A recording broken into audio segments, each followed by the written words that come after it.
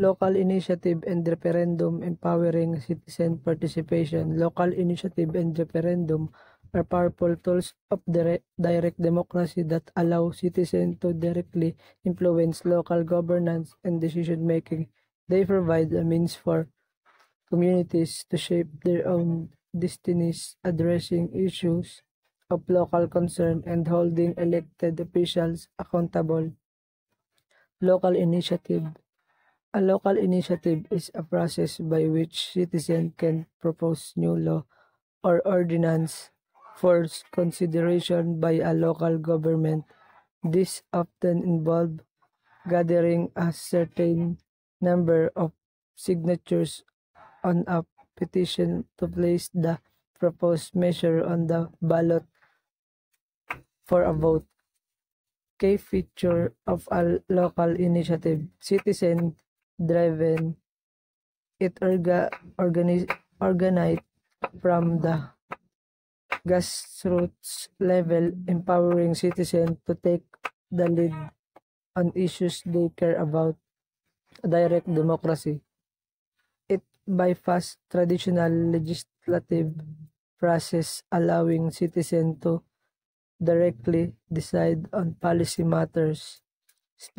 Specific focus on typically addressing issues of local concern such as zoning regulation, environmental protection, or community development. Example of local initiative: a group of residents in a town might initiate a proposal to ban plastic bags in local stores to address environmental concern.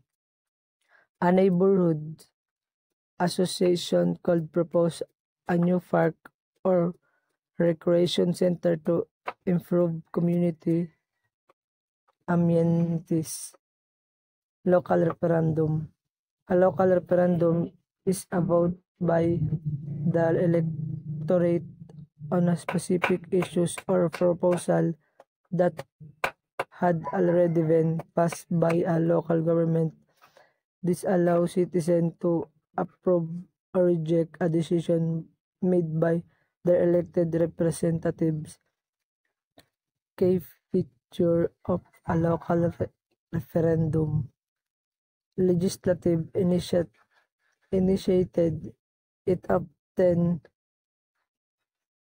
arises when a local government proposes a change such as a tax increase or zoning amendment.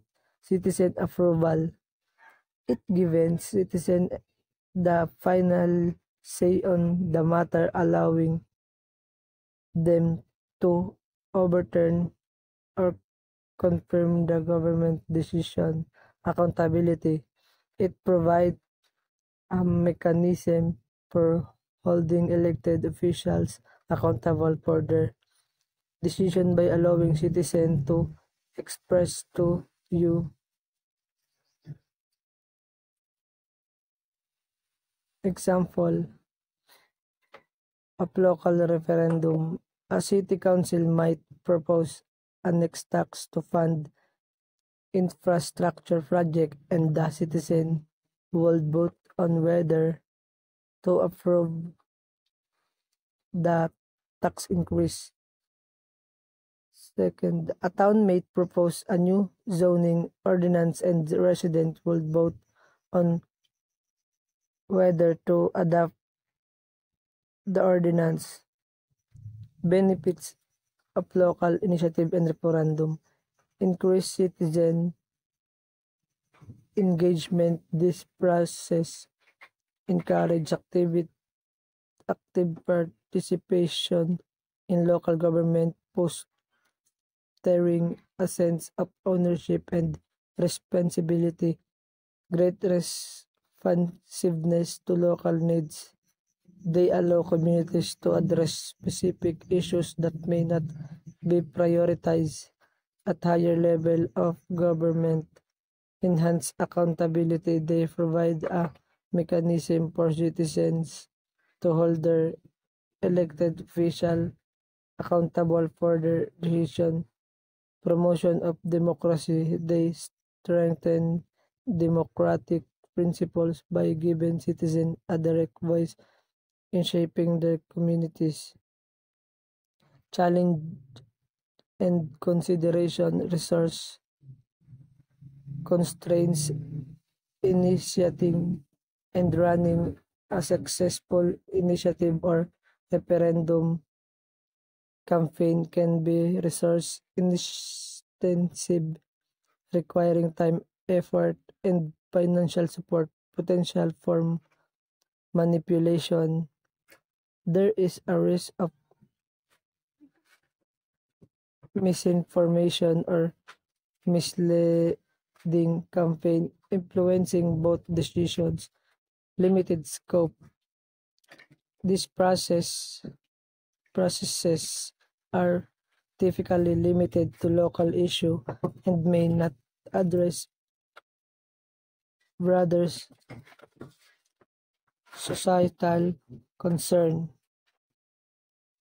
Conclusion: local initiative and referendum are valuable tool for empowering citizens and fostering a more participatory democracy at the local level. While they present challenges, their potential to enhance communities' engagement, representativeness, and accountability make them an essential component of a healthy and vibrant democracy. As we see a growing interest in direct democracy, understanding and utilizing these tools become increasingly important for ensuring the local government truly reflect the will of their constituents.